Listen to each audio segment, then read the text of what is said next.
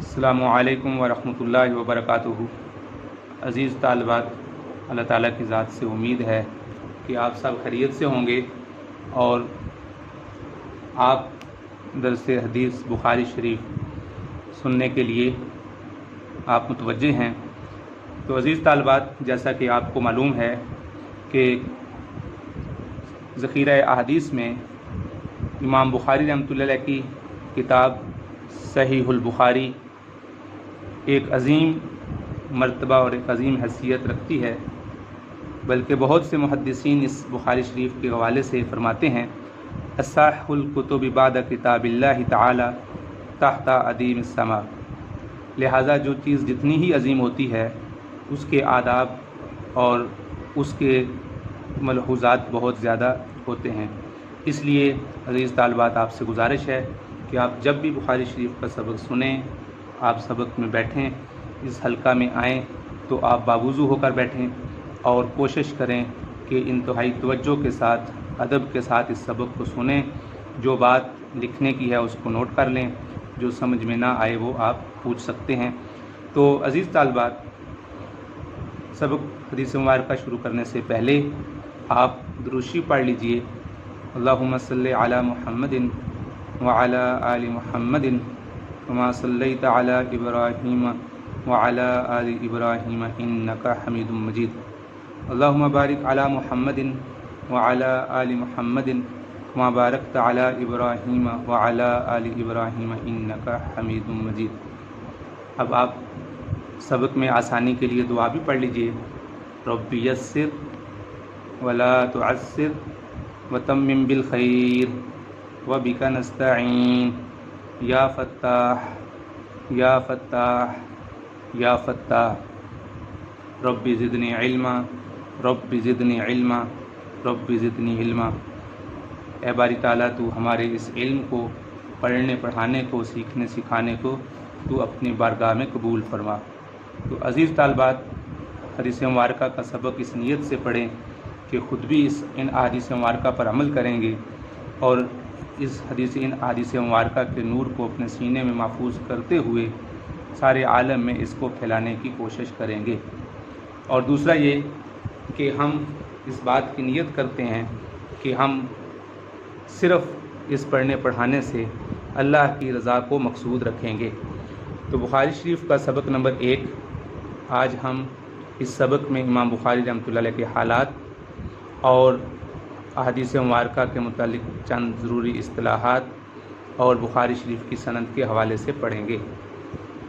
جیسا کہ آپ جانتے ہیں، صحیح البخاری، اس کے نام سے ہی معلوم ہو رہا ہے کہ اس کے احادیث میں صحت کے لیے شرائط کو بہت زیادہ ملحوظ خاطر رکھا گیا ہے۔ تو اب ہم ان کے حالات کے بارے میں امام محمد بن اسماعیل البخاری رحمہ اللہ کے حالات کو پڑھیں گے۔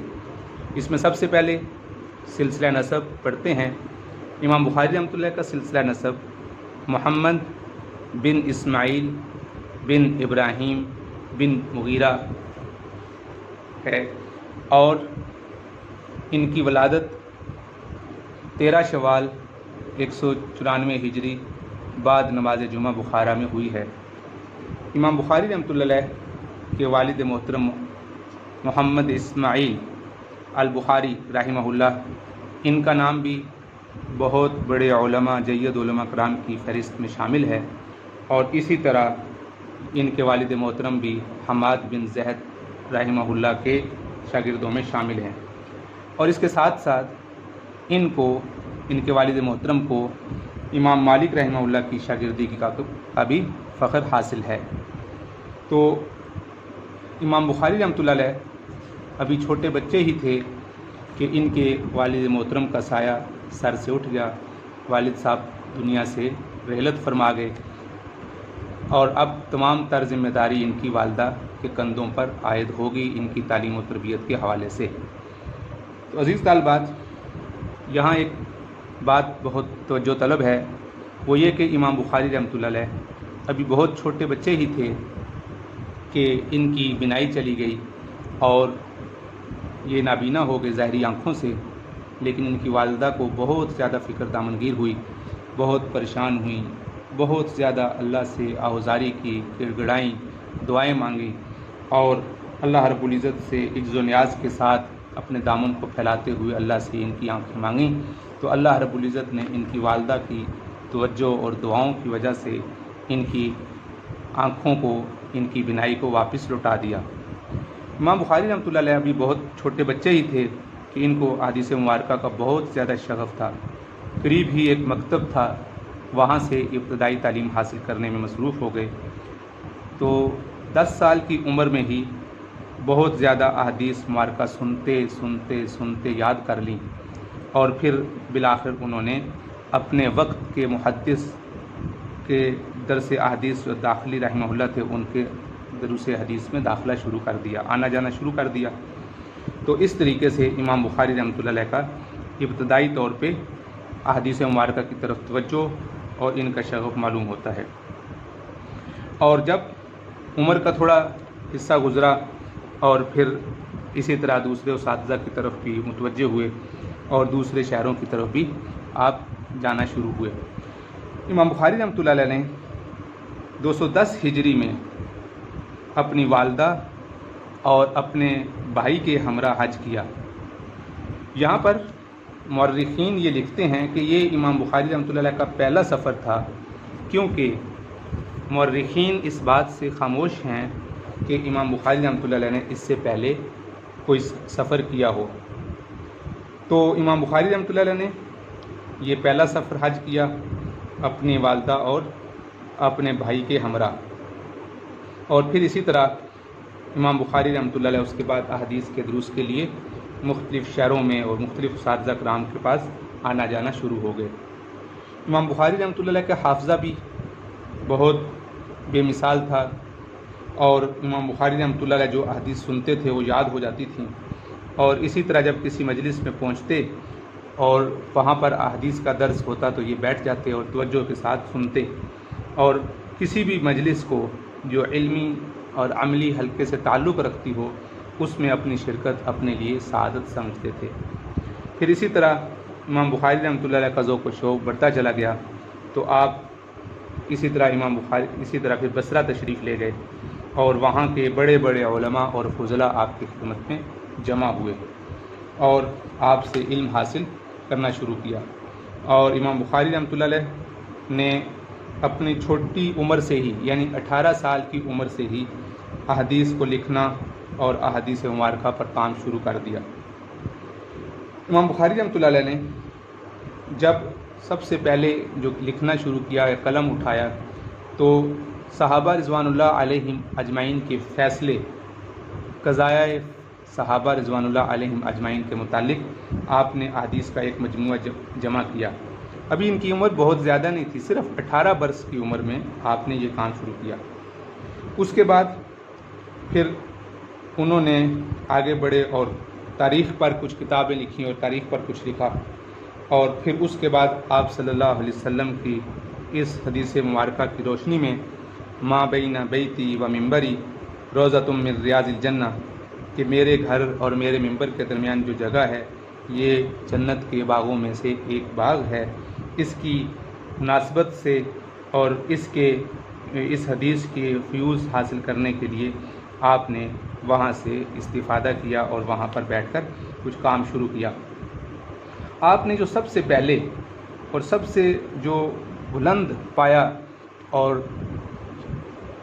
سارے اسلامی حلقوں میں اور ساری عالمی دنیا میں جو شورۂ آفاق تو تصنیف کی ہے، وہ امام بخاری رحمۃ اللہ علیہ کی یہی کتاب صحیح بخاری رحمۃ اللہ علیہ ہے، جس کو غیر معمولی مقبولیت حاصل ہے۔ بہت سے محدثین اور شارحین اس پر آج تک شروحات لکھتے چلے آئے ہیں، اور قیامت تک احادیث مبارکہ کی اس روشن قندیل پر کام ہوتا رہے گا۔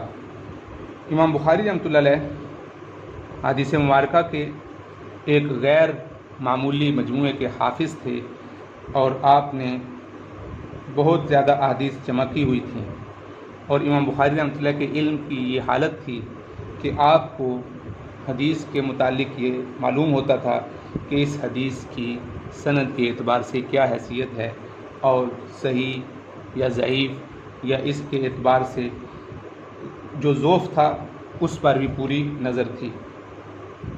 اور اس طرح پھر امام بخاری رحمۃ اللہ علیہ کی جو کتاب ہے صحیح بخاری، اس کے مکمل نام کے حوالے سے بھی ہم یہاں بات کرتے چلے جاتے ہیں۔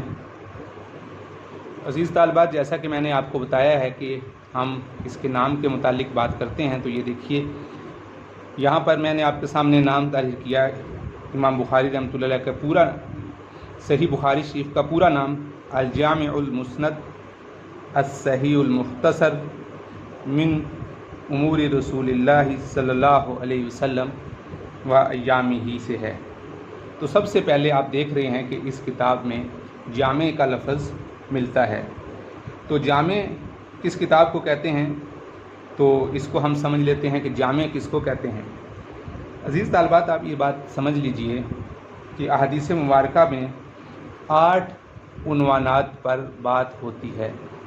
احادیث مبارکہ میں 8 عنوانات پر بات ہوتی ہے۔ سب سے پہلے سیر پر بات ہوتی ہے، یعنی کتابیں مختلف ہیں، اس کی ترتیب مختلف ہو سکتی ہے، لیکن جو احادیث مجموعہ احادیث میں جن امور پہ یا جن عنوانات پہ بات ہوتی ہے اس میں سے سیر ہیں، آداب ہیں، اور تفسیر ہے، اور اس کے علاوہ عقائد ہیں، اور فتن ہیں، اور اشراط ہیں، اور احکام اور مناقب ہیں۔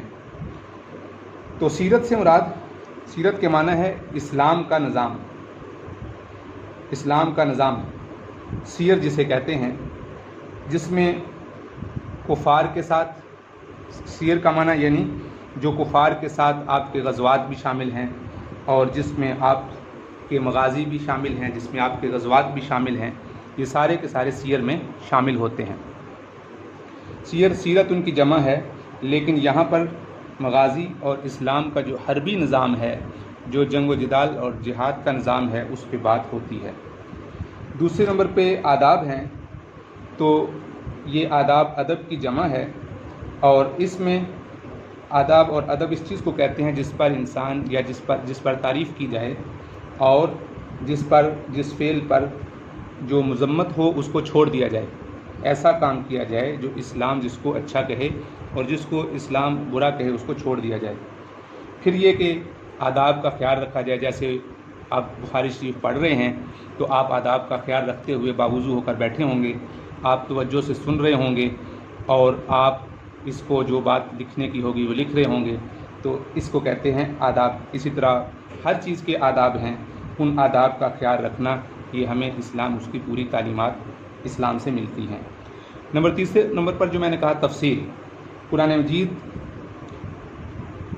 سارے کا سارا متن یہ وحی مطلوب ہے، اور احادیث مبارکہ قرآن مجید کی تفسیر ہے۔ خود قرآن بھی قرآن کی تفسیر کرتا ہے، لیکن احادیث مبارکہ ساری کی ساری قرآن مجید کی تفسیر ہے۔ اور اسی طرح نمبر 4 عقائد ہیں، جس میں ایمانیات ہے، جس میں ایمان مفصل، ایمان مجمل تفصیل سے آ جاتا ہے۔ آخرت پر ایمان ہے، مرنے کے بعد زندگی ہے، تقدیر پر ایمان ہے، فرشتوں پر ایمان ہے، رسولوں پر ایمان ہے، کتابوں پر ایمان ہے، یہ بھی عقائد میں شامل ہے۔ اسی طرح فتن، یہ فتنہ کی جمع ہے کہ قیامت تک یا مستقل جو واقعات قیامت تک آئیں گے، ان میں جو فتنے نئے سے نئے درپے ہوتے رہیں گے، آپ صلی اللہ علیہ وسلم نے بہت سے فتنوں کی خبریں احادیث مبارکہ میں دی ہیں، اور جیسے آپ صلی اللہ علیہ وسلم نے ان کی خبریں دی ہیں، وہ عنوان ایسے ہی ہو رہے ہیں، اور قیامت تک ویسے ہی انہی آپ صلی اللہ علیہ وسلم کی دی ہوئی خبروں کے مطابق ہوتے چلے جائیں گے۔ جو اس کے متعلق حدیث مبارکہ کا ذخیرہ ہوتا ہے۔ اور اس میں جو چھٹی چیز میں نے ذکر کی ہے وہ ہے اشراط۔ اشراط شرط کی جمع ہے، اور شرط علامت کو کہتے ہیں۔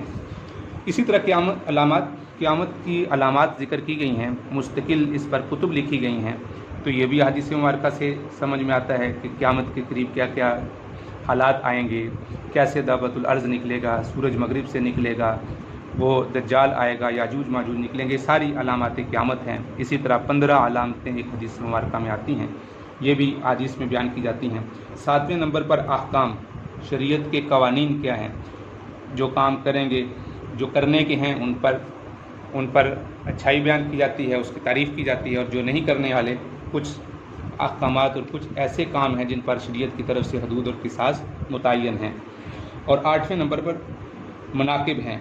मनाकिब मनकबत को कहते हैं, फजीलत को कहते हैं, और आप सल्लल्लाहु अलैहि वसल्लम ने जो गुज़श्ता अम्बिया अलैहिस्सलातु वस्सलाम की फ़ज़ीलतों को बयान किया, इमाम महदी अलैहिस्सलाम की फ़ज़ाइल को बयान किया, और इसी तरह सहाबा के फ़ज़ाइल आए हैं, ये मनाकिब भी अहादीस मुबारका से मिलते हैं। तो अज़ीज़ तालिबात, अब ये 8 किस्म के मज़ामीन अहादीस मुबारका में बयान किए जाते हैं। तो जामे उस किताब को कहा जाता है जिसमें ये 8 के 8 अमूर पर बात हो जाए। तो इमाम बुखारी रहमतुल्लाह अलैह ने अपनी किताब का नाम जामे इसीलिए रखा कि इस किताब के अंदर इन तमाम अमूर पर बात की जाती है, यानी तमाम किस्म के उन्वानात को इस किताब ने घेरा हुआ है। और कुरान करीम के मज़ामीन को भी इनके अंदर बयान किया गया है, और इसकी कुरान मजीद की ये तफसीर है, और इमाम बुखारी रहमतुल्लाह अलैह ने इन तमाम मज़ामीन को अपनी किताब में जमा किया है। दूसरा लफ्ज़ देख रहे हैं अल-मुस्नद। मुस्नद का सीधा साधा तो तर्जुमा होता है बासनद, यानी इमाम बुखारी रहमतुल्लाह अलैह की तमाम अहादीस बासनद हैं, कोई हदीस भी बेसनद नहीं है। मुस्नद ये असनदा युस्निदु बाब इफ़ाल से इसम मफ़ूल का सीगा है। इसका माना होता है किसी के साथ टेक लगाना, लुग़वी माना असनदा युस्निदु का माना टेक लगाना। तो अहादीस मुबारका ने सनद के साथ टेक लगाई होती है। जैसा हदीस बयान करने वाला होता है, मतन का भी वही दर्जा होता है। मसलन हदीस बयान करने वाला ज़ईफ़ है तो हम कहेंगे ये हदीस ज़ईफ़ है। तो इस हदीस में तमाम अहादीस मुबारका सनद के साथ बयान की गई हैं, तो इस वजह से इसको कहते हैं मुस्नद। और तमाम मुहद्दिसीन में से सबसे जो सख्त शराइत हैं वो इमाम बुखारी रहमतुल्लाह अलैह की हैं, और इमाम बुखारी रहमतुल्लाह अलैह हदीस लेने के हवाले से बड़ी सख्त शराइत के कायल थे। अब हम आते हैं तीसरे लफ्ज़ पे सही। सही का माना है, ये उर्दू में भी लफ्ज़ इस्तेमाल होता है, सही को हम सही कहते हैं। इसका मतलब है जो ज़ईफ़ नहीं है, कमज़ोर नहीं है, जो मौजू और मनगढ़ंत नहीं है, और कोई ऐसी हदीस नहीं है जो किसी गैर नबी ने बना दी हो, और इस वजह से इसको सही कहते हैं कि इसमें सही अहादीस का इल्तिज़ाम किया गया है और ज़ईफ़ अहादीस की छांटी कर ली गई है, तो इस वजह से इसका नाम सही ही है। इसके साथ आप चौथा लफ्ज़ देख रहे हैं अल-मुख्तसर। अल-मुख्तसर भी पढ़ सकते हैं और अल-मुख्तसिर भी पढ़ सकते हैं, यानी इसम फ़ाइल भी पढ़ सकते हैं और इसम मफ़ूल भी पढ़ सकते हैं। तो मतलब यह है कि ये जो अहादीस हैं ये बहुत थोड़ी सी हैं। इमाम बुखारी रहमतुल्लाह अलैह ने लाखों अहादीस के मजमूए से इस बुखारी शरीफ की अहादीस का इंतखाब किया है, और इस बुखारी शरीफ की अहादीस का इंतखाब करने में भी फिर बहुत सी हदीसें मुकर्रर आई हैं। आगे चल के हम इंशाल्लाह अपने कल के सबक में, आइंदा के सबक में हम ये भी पढ़ेंगे कि इमाम बुखारी रहमतुल्लाह का क्या उसलूब है और इसमें कौन कौन सी अहादीस मुकर्रर लाते हैं, तर्जुमतुल बाब कायम करने का क्या मतलब है, उसको पढ़ेंगे तो उसमें आपको इमाम बुखारी रहमतुल्लाह की खुसूसियात भी वाज़ेह हो जाएंगी। इसके साथ आगे देखते हैं मिन उमूरी रसूलिल्लाह सल्लल्लाहु अलैहि वसल्लम। उमूर ये अमर की जमा है, और अमर के माना है काम और मामला। तो आप बखूबी जानते हैं कि अहादीस मुबारका की तारीफ़ में ये कहा जाता है, या बल्कि हदीस की तारीफ़ ये की जाती है कि आप सल्लल्लाहु अलैहि वसल्लम का कौल, फ़ेल या तकरीर या औसाफ, यानी आप सल्लल्लाहु अलैहि वसल्लम के मुतालिक जो सहाबा ने औसाफ बयान किए हैं, ये सारे के सारे अमूर हैं। सहाबा, ताबेईन, तबा ताबेईन, ये सब इनके मुतालिक जो सहाबा के कौल फ़ेल वगैरह को हदीस कहते हैं। तो इस वजह से इमाम बुखारी रहमतुल्लाह अलैह ने जो यहाँ कौल लाया है मिन अमूरी रसूलिल्लाह सल्लल्लाहु अलैहि वसल्लम, तो इस कैद से, रसूलुल्लाह सल्लल्लाहु अलैहि वसल्लम की कैद से ये बतलाना मकसूद है कि इमाम बुखारी रहमतुल्लाह अलैह ने सहाबा और ताबीईन के अक़वाल को इसमें शामिल नहीं किया है। यानी अहादीस मुबारका इमाम बुखारी रहमतुल्लाह अलैह के नज़दीक वो हैं जो आप सल्लल्लाहु अलैहि वसल्लम के अक़वाल होंगे, जो अफ़आल होंगे, जो तकरीरात होंगी और जो औसाफ होंगे। और इसके अलावा सुनन ही, सुन्नत उनकी जमा है। सुनन कहते हैं सुन्नत को, तरीक़े को। हदीस मुबारका और सुन्नत में اس سے معلوم ہوا کہ حدیث اور سنت میں کوئی فرق ہے، کوئی دونوں ایک طرح نہیں ہیں، ورنہ یہاں پر من حدیثی ہی یا من سنت ہی لکھ کر جب امام بخاری رحمۃ اللہ علیہ حدیث کو ذکر کر رہے ہیں تو یہ بیان کرنا چاہتے ہیں کہ اس میں کچھ خاص قسم کا فرق ہے۔ تو عزیز طالبات، جیسا کہ میں نے بتایا کہ اس میں حدیث اور سنت میں معمولی سا فرق ہے، کوئی بہت زیادہ فرق نہیں ہے، نہ ہی بالکل جدا ہیں اور نہ ہی بالکل ان کے اندر تباین کلی ہے، بلکہ یعنی بالکل ایک دوسرے کے مخالف نہیں ہیں، بلکہ کہیں تو سنت اور حدیث دونوں جمع ہو جاتے ہیں، کہیں سنت جدا ہوتی ہے اور کہیں حدیث جدا ہوتی ہے۔ تو بہرحال یہ ایک مستقل مضمون ہے جو انشاءاللہ اپنی جگہ پر ہم دیکھیں گے۔ پھر دوسرا یہ کہ اس میں جو امام بخاری رحمۃ اللہ علیہ اس میں یہ لفظ لائے ہیں ایامی ہی، ایام یوم کی جمع ہے اور دن کو کہتے ہیں، تو ایام اللہ کے دن، ایام اللہ کے دن، اس سے ان عظیم واقعات کی طرف اشارہ ہے کہ جس میں اللہ رب العزت نے نافرمان لوگوں کو عبرت کا نشان بنایا ہے۔ جیسے حضرت موسیٰ علیہ السلام کے زمانہ میں جو فرعون تھا، اس کو اللہ تعالیٰ نے ایک سزا دی اور اس کو تباہ و برباد کیا، اور اس کے جو متبعین تھے ان کو بھی تباہ و برباد کیا، اور اس کے مقابلے میں حضرت موسیٰ علیہ السلام کو سمندر سے پار لگا کے ایک بہت بڑی نشانی قائم کر دی۔ اور اس طرح بہت سے واقعات ہیں، اسی طرح جیسا کہ بدر کے میدان میں نہتے لوگوں کو اللہ تعالیٰ نے کامیاب کر دیا، اسی طرح جو بیت اللہ شریف کو گرانے کے لیے ابرہ آ رہا تھا اس کو برباد کر دیا۔ تو اس کو کہتے ہیں ایام، یعنی جو اللہ رب العزت کے ایام ہیں جس میں بڑے بڑے واقعات ہوئے ہیں۔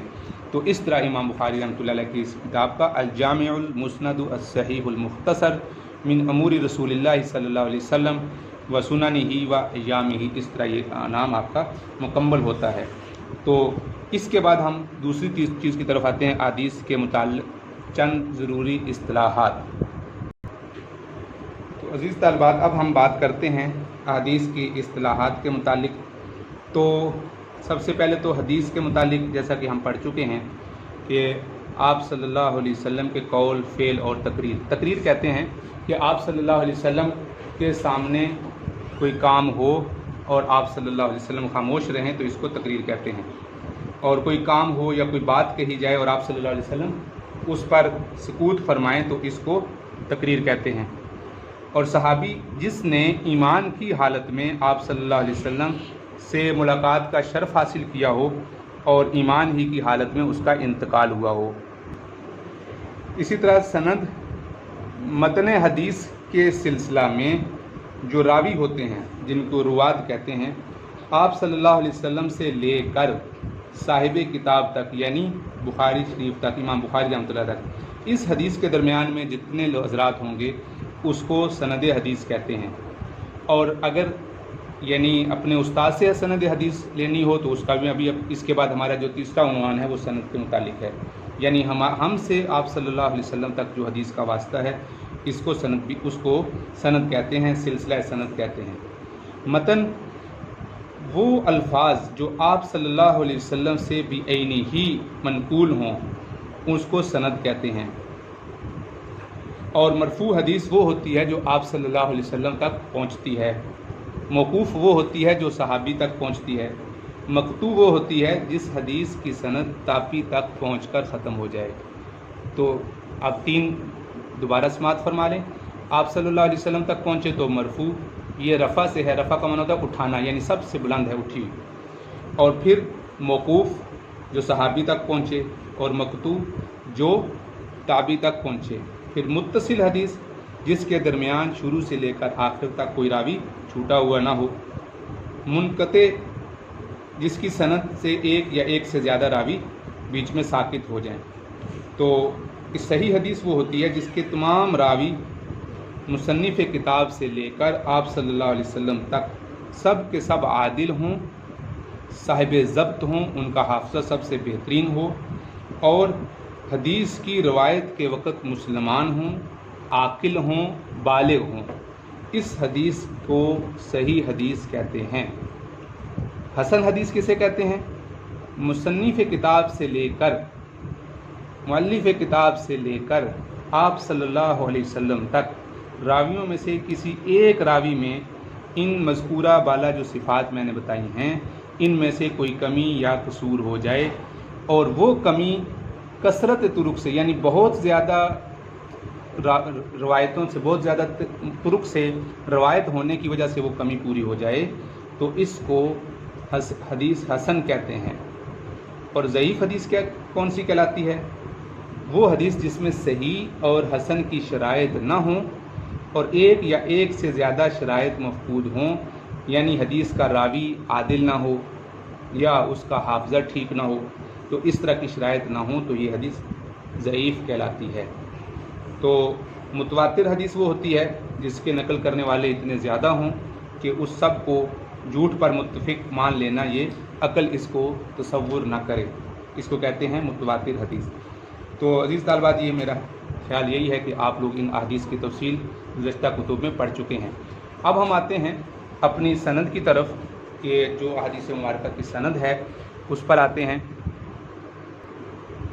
عزیز طالبات، آپ یہاں غور فرما رہے ہیں کہ لکھا ہوا ہے 22 الشیخ حسین احمد مدنی رحمہ اللہ، ان کے شاگرد ہیں الشیخ الاستاذ جمشید علی خان مد ظلہ العالی۔ اس کے بعد طالب، اس کے بعد یعنی میرے یہ استاد تھے اور میرا نام ہے، اور اس کے بعد نیچے آپ کا نام آ جائے گا۔ تو گویا کہ 23 24 اور یہاں لکھ دیں گے 25 آپ کے اور آپ کے اساتذہ کے درمیان 25 واسطے ہیں۔ تو عزیز طالبات، آپ کے اور امام بخاری رحمۃ اللہ علیہ کے درمیان 25 واسطے ہیں۔ عزیز طالبہ، یہاں پر یہ میرے استاد محترم ہیں اور پھر میں نے بخاری شریف ان سے پڑھی ہے اور پھر مجھ سے چونکہ آپ لوگ پڑھ رہے ہیں تو یہاں آپ کا نام آئے گا۔ تو اس اعتبار سے 22 23 24 اور 25ویں نمبر پر آپ ہیں اور پہلے نمبر پر امام بخاری رحمۃ اللہ علیہ ہیں۔ تو گویا کہ آپ کے استاد میں یہاں میرا نام آ جائے گا، پھر اس سے اوپر شیخ الاستاذ جمشید علی خان مد ظلہ العالی، اب یہ تقریباً 2 سال ہو گئے ہیں، فوت ہو گئے ہیں رحمہ اللہ، اللہ تعالیٰ ان کی قبر کو نور سے بھر دے۔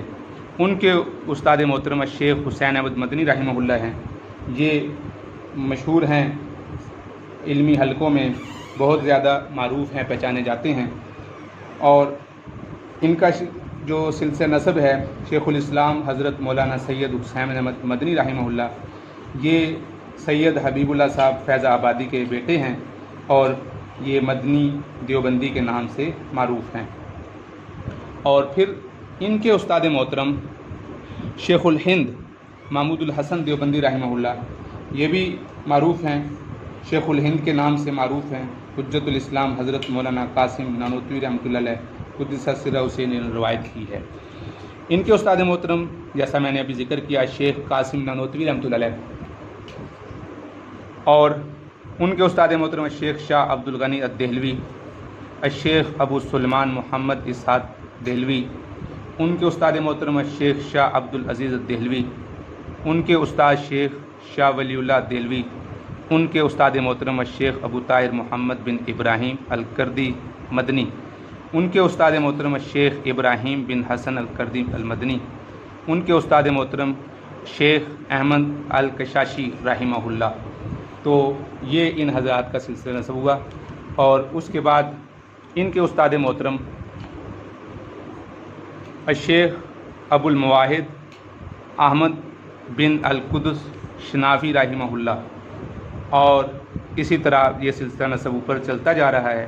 الشیخ شمس الدین محمد بن احمد الرملی رحمہ اللہ، ان کے استاد محترم یہ 10ویں نمبر پہ ہوں گے، شروع سے اگر چلیں گے، الشیخ القاضی زین الدین زکریا بن محمد الانصاری رحمہ اللہ، ان کے استاد محترم الشیخ ابو الفضل احمد بن علی بن حجر الاسقلانی علی بن حجر الاسقلانی رحمہ اللہ، ان کے استاد محترم الشیخ البرہان ابراہیم بن احمد التنوخی رحمہ اللہ، انہوں نے حدیث مبارکہ یعنی بخاری شریف پڑھی ہے الشیخ ابو العباس احمد بن ابی طالب الحجاز رحمہ اللہ، اور انہوں نے بخاری شریف پڑھی ہے الشیخ السراج الحسین بن المبارک الزبیدی رحمہ اللہ۔ اسی طرح یہ سلسلہ اوپر جا رہا ہے، الشیخ ابو الوقت عبد الاول بن عیسیٰ السجزی الحروی رحمہ اللہ، اور انہوں نے بخاری شریف پڑھی ہے الشیخ عبد الرحمن بن مظفر दवाबदी रहमहुल्लाह, और इन्होंने बुखारी शरीफ पढ़ी है शेख मोहम्मद बिन अहमद असरखसी रहमहुल्लाह, और उन्होंने बुखारी शरीफ पढ़ी है शेख मोहम्मद बिन यूसुफ अल फरबरी रहमहुल्लाह। यहाँ एक काबिल तवज्जो बात यह है कि इमाम बुखारी रहमतुल्लाह अलैह से लाखों लोगों ने अहादीस सुनी हैं, लाखों लोगों से अहादीस सुनी, लाखों लोग इमाम बुखारी रहमतुल्लाह अलैह के शागिर्द बने हैं, लेकिन सब की सनदें मुनक़ते हो गईं। सिर्फ़ इमाम फरबरी रहमतुल्लाह अलैह की, जिनका नाम सर फहरिस्त है, उनकी सनद बाकी रह गई। तो इस तरह उनकी सनद बाकी रह गई और बाकी सब की सनदें मुनक़ते हो गईं। उन्होंने इमाम बुखारी रहमतुल्लाह अलैह से वफ़ात के साल उन्होंने हदीस पढ़ी, और उन्होंने इस तरीके से फिर आगे हदीस चलती रही और ये सिलसिला नसब चलता रहा।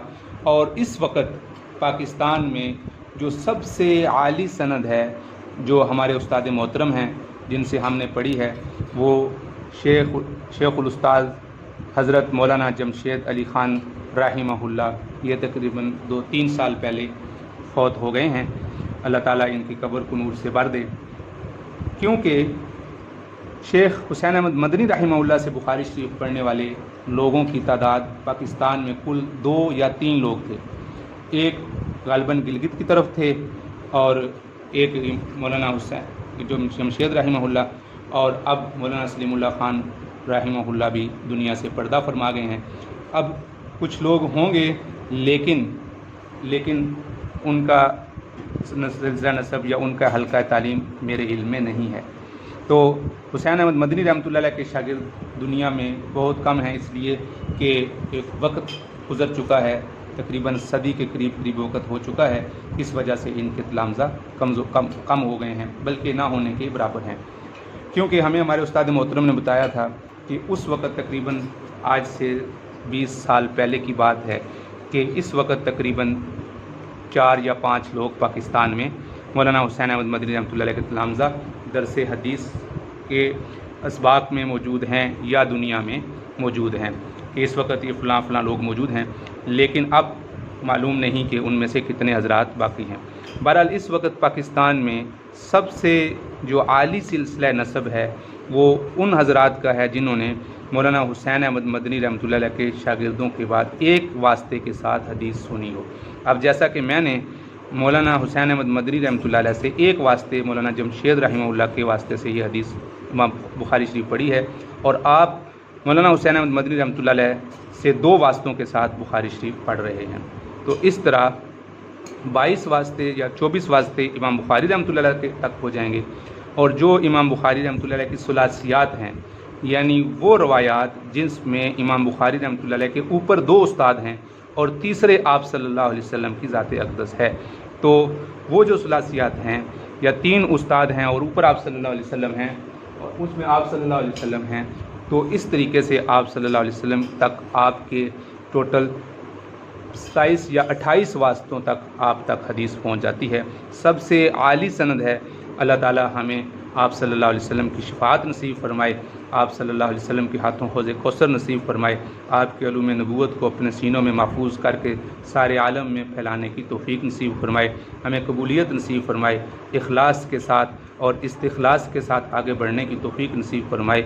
और अज़ीज़ तालिबात, अल्लाह ताला ने जो आपको इस वक्त शर्फ़ कबूलियत नवाजा है, अल्लाह ताला से दुआ करें कि हमें मौत तक इसी के साथ, इसी सिलसिला के साथ जोड़े रखे कि अल्लाह ताला ने बहुत अजीम और नूर नबूवत के और मनहज नबूवत के करीब हमें जोड़ा है। अगर हम इसके साथ जुड़े रहेंगे तो अल्लाह ताला हमें आगे बढ़ने की तौफ़ीक नसीब फरमाएगा और हमसे काम लेगा। अल्लाह ताला हमारी सय्यात और गुनाहों को उसे दरगुज़र फरमाए और हमारे हसनात को अल्लाह ताला बाकी रखते हुए कबूलियत का दर्जा देते हुए हमें आगे बढ़ने की तौफ़ीक नसीब फरमाए। जज़ाकल्लाहु खैरन, अहसन जज़ा। अस्सलामु अलैकुम व रहमतुल्लाहि व बरकातुहू।